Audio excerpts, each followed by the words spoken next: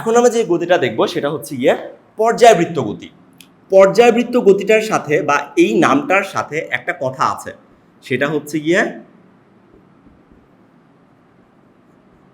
পর্যায়। পর্যায় বলতে কি বোঝায়? পর্যায় বলতে আমরা সোজা বাংলায় বুঝি কোনো একটা জিনিসের পুনরাবৃত্তি, মানে কোনো একটা নির্দিষ্ট ঘটনার পুনরাবৃত্তি। তার মানে এইসব গতির ক্ষেত্রে একটা নির্দিষ্ট রকমের গতির পুনরাবৃত্তি হবে।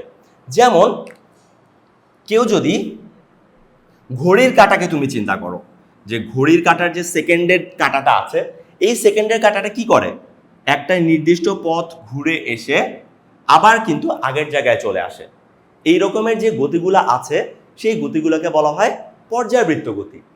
এখন ব্যাপারটা হচ্ছে এই পর্যায়বৃত্ত গতির সাথে কিছু শর্ত জুড়ে দেওয়া থাকে। যেমন এই পর্যায়বৃত্ত গতি 1 নম্বরে একটি নির্দিষ্ট পথে সর্বদা গতিশীল থাকবে। সে সবসময় একটা নির্দিষ্ট পথে গতিশীল হবে। যেমন আমরা যদি রাস্তা দিয়ে হাঁটতে থাকি তাহলে আমরা যেদিকে ইচ্ছা হাঁটতে পারি, কিন্তু একটা ঘড়ির কাঁটা যখন আগাতে থাকবে বা তার গতি সম্পন্ন করতে থাকবে, সে সবসময় তার ডায়ালের চারপাশে ঘুরতে থাকবে। তার মানে সে সময় একটা নির্দিষ্ট পথে গতিশীল হবে। তারপর যেটা হবে,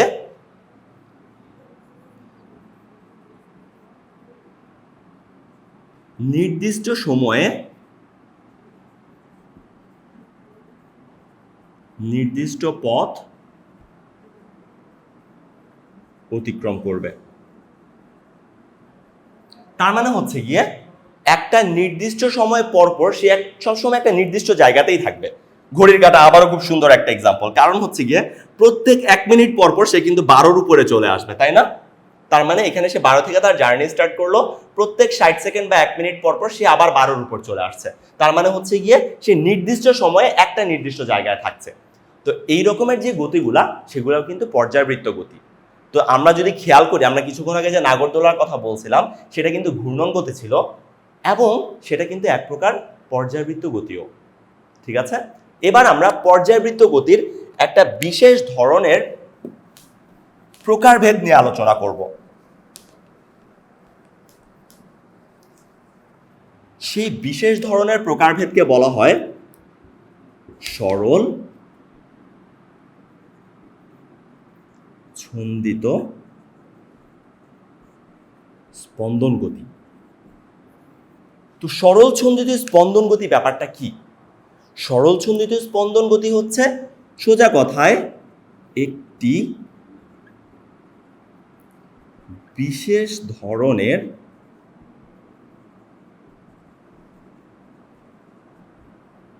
পর্যায়বৃত্ত গতি। কেমন বিশেষ ধরনের পর্যায়বৃত্ত গতি? এটার মধ্যে পর্যায়বৃত্ত গতির সকল বৈশিষ্ট্য থাকবে, তার সাথে কিছু এক্সট্রা বৈশিষ্ট্য তার থাকবে। এক্সট্রা বৈশিষ্ট্য কি কি? যেমন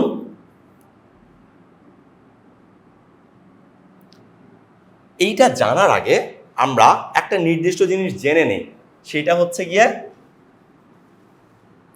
পর্যায়কাল। এই পর্যায়কাল ব্যাপারটা কি? পর্যায়কাল ব্যাপারটা হচ্ছে কিছুক্ষণ আগে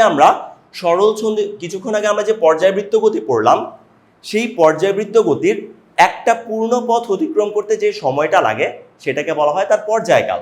যেমন একটা সেকেন্ডের কাঁটা 12টা থেকে ঘুরে এসে আবার 12টা পর্যন্ত আসতে তার যে সময়টা লাগলো সেটা হচ্ছে পর্যায়কাল। তাহলে বলো তো, একটা সেকেন্ডের কাঁটার পর্যায়কাল কতক্ষণ? Definitely 60 seconds. তার মানে এটাই হচ্ছে পর্যায়কাল, তার পূর্ণ একটা পথ অতিক্রম করতে তার যে সময়টা দরকার হয়। তো সরল ছন্দিত স্পন্দন গতির ক্ষেত্রে ও একটা বিশেষ ধরনের বৈশিষ্ট্য ফলো করবে। সেটা কি? সে হচ্ছে পর্যায়কালের অর্ধেক সময় এই একদিকে এবং বাকি অর্ধেক সময় পূর্ব গতির বিপরীত দিকে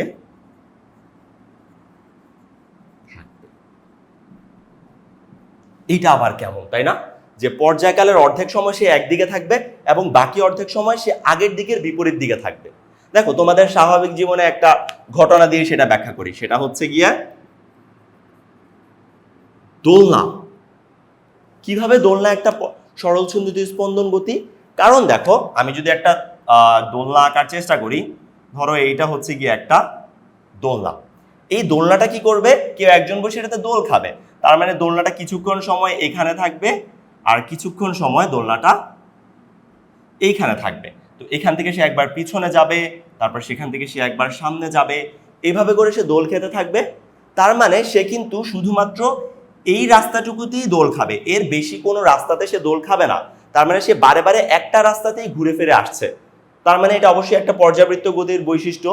তার মধ্যে একটা বিশেষ বৈশিষ্ট্য হচ্ছে সে অর্ধেক সময় একদিকে দোল খাচ্ছে এবং বাকি অর্ধেক সময় বিপরীত দিকে দোল খাচ্ছে।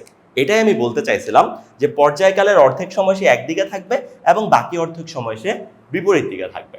এরকম কোনো গতিকে আমরা বলবো পর্যায়বৃত্ত গতি। তোমরা কি সরল ছন্দিত স্পন্দন গতি, তোমরা কি সরল ছন্দিত স্পন্দন গতির আর কোনো উদাহরণ মনে করতে পারো? ধরো আমরা যদি চিন্তা করি, তোমরা যদি কখনো তোমাদের বাসার গ্র্যান্ডফাদার ক্লকগুলা দেখো, যদি বড় ধরনের যে ঘড়িগুলা, সেটার নিচে দেখবে একটা পেন্ডুলাম ঘোরাফেরা করে, তাই না?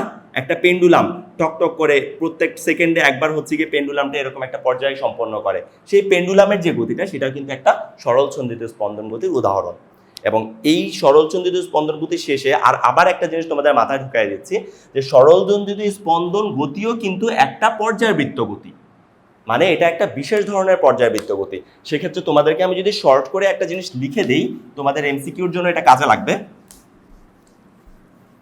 সেটা হচ্ছে সকল সরল ছন্দিত স্পন্দন গতি পর্যায়বৃত্ত গতি, কিন্তু সকল পর্যায়বৃত্ত গতি সরল ছন্দিত স্পন্দন গতি না। এই জিনিসটা আমাদের এমসিকিউর জন্য খুব ভালো ইম্পর্টেন্ট একটা জিনিস। ওকে, তাহলে আমাদের সরল ছন্দিত স্পন্দন গতি সম্পর্কে বলা শেষ। তো আপাতত এই কয়েক প্রকারের গতি সম্পর্কে পড়লেই আমাদের চলবে।